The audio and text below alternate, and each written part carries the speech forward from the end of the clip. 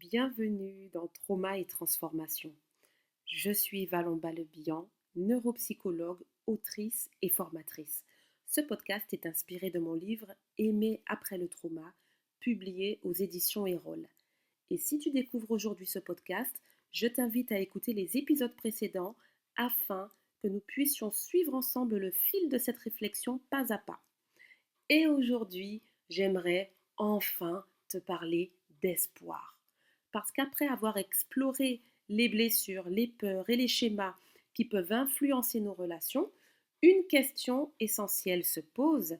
Sommes-nous condamnés à répéter toute notre vie ce que nous avons appris dans l'enfance? Si tu écoutes ce podcast depuis le début, tu t'es peut-être reconnu dans certains épisodes. Peut-être dans la peur de l'abandon, peut-être dans la peur de l'intimité, peut-être dans ces relations qui te font souffrir et dont tu n'arrives pourtant pas à te détacher. Et peut-être qu'une petite voix en toi s'est demandé, est-ce que je serai toujours comme ça? Est-ce que je me retrouverai toujours dans ce type de schéma? Eh bien, j'aimerais aujourd'hui te répondre avec beaucoup de douceur, non. Nous ne sommes pas condamnés à répéter notre histoire. Et c'est probablement l'une des plus belles choses que mon métier m'ait permis d'observer. Depuis des années, j'accompagne des personnes qui arrivent dans mon cabinet avec cette impression d'être prisonnières de leurs réactions. Certaines sont persuadées qu'elles seront toujours anxieuses dans leurs relations. D'autres pensent qu'elles seront toujours incapables de s'engager. D'autres encore sont convaincues qu'elles attireront toujours les mauvaises personnes. Et pourtant, je les vois changer. Pas du jour au lendemain, pas par magie, mais progressivement. À force de conscience, à force de compréhension et d'expériences nouvelles, je les vois se transformer. Je crois que l'une des erreurs les plus fréquentes consiste à penser que la guérison signifie ne plus jamais avoir peur, ne plus jamais se retrouver dans une situation délicate, ne plus jamais douter, ne plus jamais souffrir. Mais ce n'est pas ce que j'observe. Les personnes qui évoluent ne sont pas celles qui n'ont plus peur. Ce sont celles qui apprennent à ne plus être dirigées par leur peur. La différence est immense. Avoir peur et rester présent, avoir peur et communiquer malgré tout, avoir peur et continuer à avancer. Voilà souvent ce que j'appelle la transformation.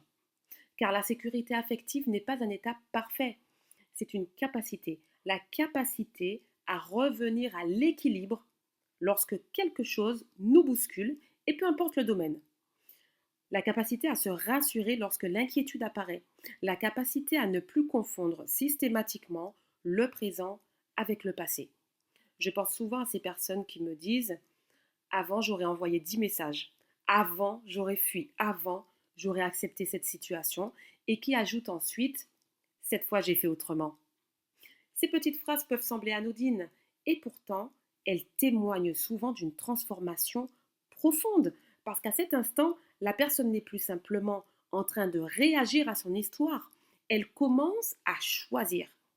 Et je crois que c'est cela que nous recherchons tous. Retrouver du choix, retrouver de la liberté, pouvoir aimer sans être constamment piloté par nos blessures. Pouvoir se rapprocher sans se perdre. Pouvoir poser ses limites sans culpabiliser. Pouvoir accueillir l'amour lorsqu'il se présente. Est-ce que cela veut dire que tout devient facile? Non, bien sûr que non. Nous restons humains, nous continuons parfois à être touchés, à être blessés, à être déçus, mais peu à peu, nous développons quelque chose de précieux, une sécurité intérieure, une confiance nouvelle, la sensation que nous pouvons traverser les difficultés sans nous abandonner nous-mêmes. Et cela change tout. Lorsque je repense aux personnes que j'ai accompagnées au fil des années, je ne vois pas des personnes devenues parfaites.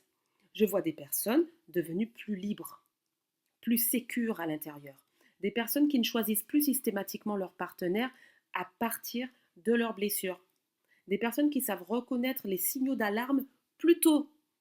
Des personnes qui osent dire ce qu'elles ressentent. Des personnes qui comprennent qu'être aimé n'oblige pas à s'oublier et que poser une limite ne signifie pas perdre l'autre. Je crois profondément que la guérison relationnelle ressemble à cela. Non pas devenir quelqu'un d'autre, mais revenir peu à peu à soi. Retrouver la possibilité de choisir ce qui nous nourrit réellement. Alors, Aujourd'hui, j'aimerais te laisser avec cette question.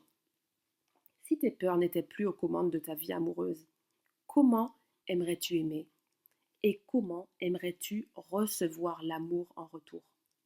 Prends quelques instants pour imaginer cette version de toi, cette version qui n'a pas besoin d'être parfaite, mais qui se sent suffisamment en sécurité pour aimer librement. Car parfois, la transformation commence simplement par le fait de croire qu'elle est possible. Je te remercie pour ce moment partagé. Si cet épisode a résonné en toi, n'hésite pas à le partager à une personne qui pourrait en avoir besoin. Et si tu souhaites soutenir ce podcast et m'aider à diffuser ces messages au plus grand nombre, je t'invite à t'abonner, à laisser un commentaire et à attribuer un maximum d'étoiles à l'émission. Ces quelques secondes de ton temps font une réelle différence et permettent à ce podcast de toucher davantage de personnes en quête de compréhension, de guérison et de transformation. C'est grâce à ces petits gestes que ce podcast peut continuer à grandir et à toucher celles et ceux qui sont en chemin. Si tu souhaites aller plus loin dans cette réflexion, tu peux retrouver l'ensemble de ces thématiques approfondies dans mon livre Aimer après le trauma, publié chez Erol.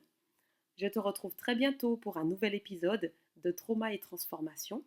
Et d'ici là, prends soin de toi, prends soin de ton cœur et n'oublie jamais que derrière chaque blessure se cache aussi un potentiel de transformation.